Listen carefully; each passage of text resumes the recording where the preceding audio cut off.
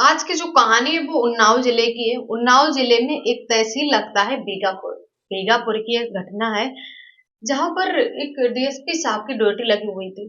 DSP साहब कुछ ऐसा काम कर देते हैं जिसके चलते उनकी कुछ फोटोज को कैप्चर कर लिया जाता है और उन्हीं फोटो को सोशल मीडिया पर वायरल कर दिया। उनकी चर्चा कुछ ज्यादा हो रही थी, फोटोज कुछ ज्यादा ही वायरल हो रहे थे। इसी के चलते डीएसपी साहब बहुत ही ज्यादा डिप्रेशन में पहुंच जाते हैं और एसपी साहब को ये चिंता हो जाती कि कहीं एसपी साहब कुछ कर ना ले। उनकी देखरेख करने के लिए एसपी साहब उनके लिए एक दरोगा और दो सिपाही तैनात कर देते हैं ताकि उन पे नजर रखें और वो कब कहाँ जाते हैं, क्या करते हैं, इन सब के बारे में उन्हें टाइम टू टाइम अपडेट देते रहें। तो इसी सब के बारे में बताएंगे विस्तार से। वीडियो में आगे बढ़ने से पहले मेरे चैनल को सब्सक्राइब कर लीजिए, बेल आइकन को प्रेस कर दीजिए और वीडियो को ज्यादा से ज्यादा लोगों में शेयर करो।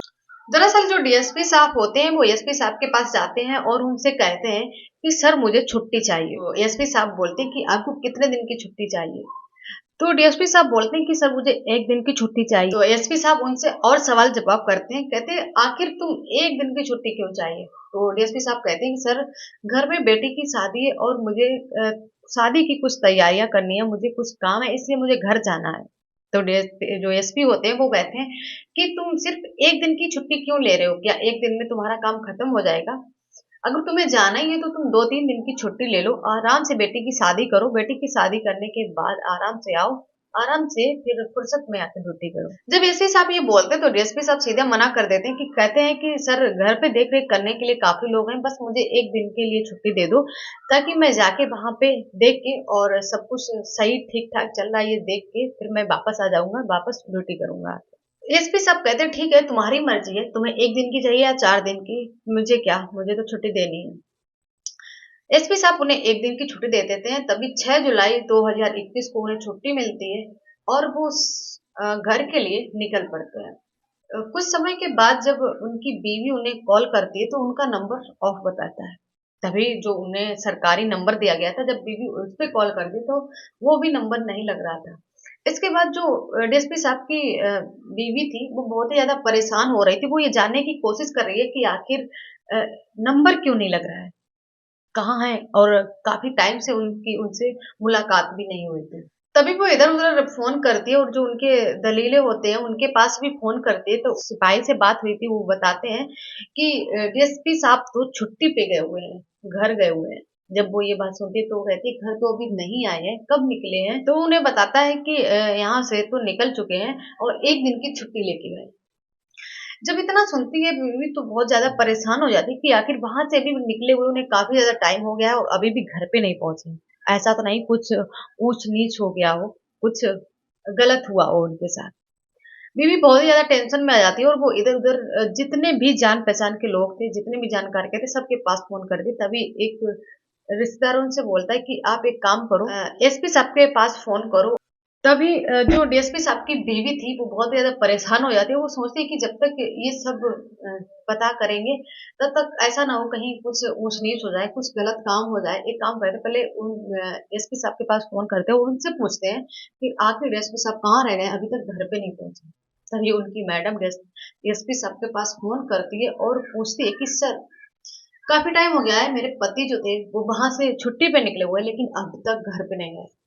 तो बहुत ज्यादा रो रही थी, परेशान थी, उनसे गिड़गिड़ा रही थी। तभी जो एसपी साहब होते हैं वो कहते हैं कि ठीक है, चिंता वाली कोई बात नहीं है, मैं अभी पता करके और आपको अपडेट देता हूँ कि आखिर एसपी साहब। तभी जो एसपी होता है वो सर्विलांस की टीम को फोन करते हैं और उनके तुरंत लोकेशन पता करने की कोशिश। उन्हें तुरंत ही लोकेशन, जो वो टीम थी वो अपनी कोशिश लगातार करती रहती है और बहुत ही मेहनत से काम करती है। एसपी साहब का कहना था कि ऐसा तो नहीं है कि एसपी साहब किसी खतरे में है, किसी मुसीबत में है।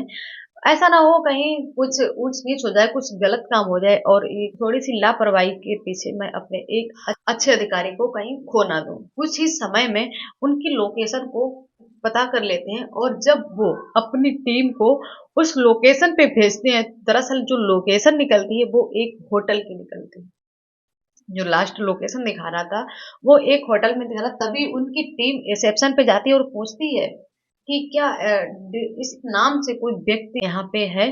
तो जो रिसेप्शन पे जो मैनेजर बैठा हुआ था, वो कहता है हाँ जी। तो डायरेक्ट वो टीम पूछती है कि मुझे ऐसे ऐसे भेजा गया है। मैं दरअसल उनसे काफी टाइम से बात नहीं हो रही थी, और उनकी जो बीवी थी वो बहुत ही ज्यादा परेशान हो रही थी, क्या मैं उनसे मिल सकता हूँ? तो जो उनकी टीम होती है वो डायरेक्ट उनके रूम के साइड चली जाती है, रूम में जाती है, और जब वो गेट लॉक करती है, जब गेट लॉक होता है तो डीएसपी साहब गेट खोलते हैं और जब बाहर आते हैं, देखते हैं उन लोगों को, तो पूछते हैं अरे तुम यहाँ कैसे? तभी दरोगा जी बताते हैं कि मुझे एसपी साहब ने भेजा है, ऐसे ऐसे आपकी बीवी बहुत परेशान हो रही है, उन्होंने एसपी साहब के पास फोन किया है और बोली है कि आपका कुछ भी पता नहीं चल रहा है, आप घर पे भी नहीं गए हो। दरोगा की नजर रूम में एक लेडीज पे जाती है।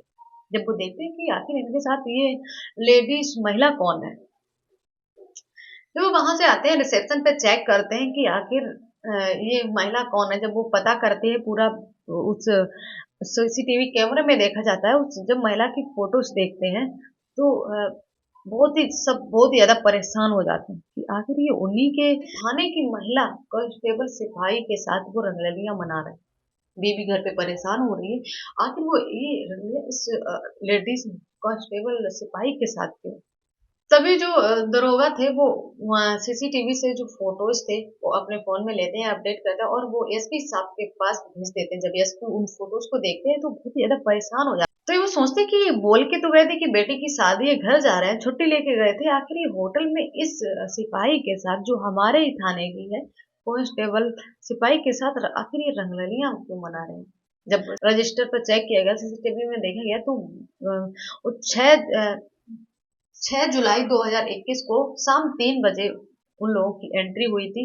और जब टीम ने ये चेक किया कि आखिर उन वो आउट कब हो रहे हैं, चेकआउट कब कर रहे हैं, तो 7 जुलाई 2021 यानी कि जो उन्होंने छुट्टी ली थी, वो पूरी छुट्टी वो उस सिपाही कांस्टेबल महिला के, जब ये सब पता चला तो वही फोटोज जब एसपी के साथ भेजी गई, तो कुछ ही धीरे धीरे जब वो फोटो सोशल मीडिया पे वायरल होने लगी, तो जब देख तो तीसरे दिन जब कांस्टेबल महिला अपने ड्यूटी जाती है, थाने जाती है, तो जब वो देखती है कि चर्चा काफी ज्यादा चल रही है, फोटोज भी बहुत ज्यादा वायरल हो रहे थे और लोग तरह तरह की बात कर रहे थे, एसपी साहब के पास जाती है और कहती सर मुझे 2-3 दिन की छुट्टी चाहिए, मैं घर जाना चाहती, बहुत ज्यादा यहाँ पे परेशान हो रही हूँ, लोग तरह तरह की बात कर रहे हैं और मुझे ये सब नहीं देखा जा रहा है, बहुत ज्यादा बेइज्जती हो रही है।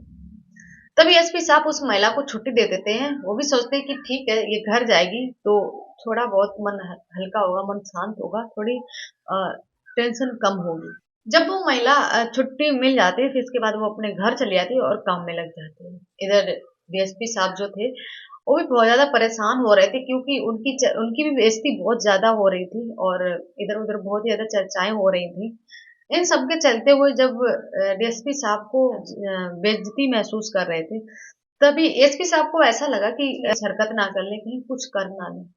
इसी वजह से जो एसपी थे उन्होंने दरोगा और 2 सिपाहियों को तैनात कर दिया था। उनकी ड्यूटी परमानेंट लगी रहती थी कि डीएसपी साहब कब जाते हैं, कहाँ जाते हैं, क्यों जाते हैं, क्या करते हैं, क्या खाते हैं, क्या पीते हैं, हर चीज पे, छोटी से छोटी चीज पर वो लोग नजर रखते थे।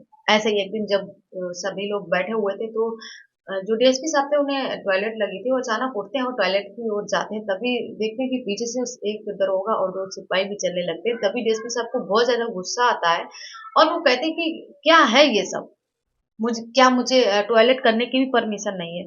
तभी दरोगा जी कहते हैं कोई बात नहीं सर, आप जाइए, हम बाहर खड़े रहेंगे, लेकिन एक बात याद रखना, गेट हमेशा खुला होना चाहिए ताकि आप हमें दिखते रहें। जब ये धीरे धीरे चर्चा चल रही, तो धीरे धीरे यही सारी चर्चाएं लखनऊ पहुंचती है, लखनऊ ऑफिस में। तो जो डीएसपी साहब थे उन्हें सस्पेंड भी कर दिया जाता है कुछ समय के लिए, लेकिन फिर कुछ समय के बाद वो फिर से बहाल कर दिए जाते हैं और फिर से वो अपनी ड्यूटी करने लगते हैं। आखिर उन्हें थोड़ा सा झटका दिया गया था। तो ये सब थी डीएसपी साहब की कहानी। आप लोगों को कैसी लगी कमेंट सेक्शन में जरूर बताना, और वीडियो को ज्यादा से ज्यादा लाइक कमेंट शेयर करना, और जिसने भी अभी हमारे चैनल को सब्सक्राइब नहीं किया तो प्लीज सब्सक्राइब कर लेना। मिलते हैं नेक्स्ट वीडियो में, तब तक के लिए धन्यवाद।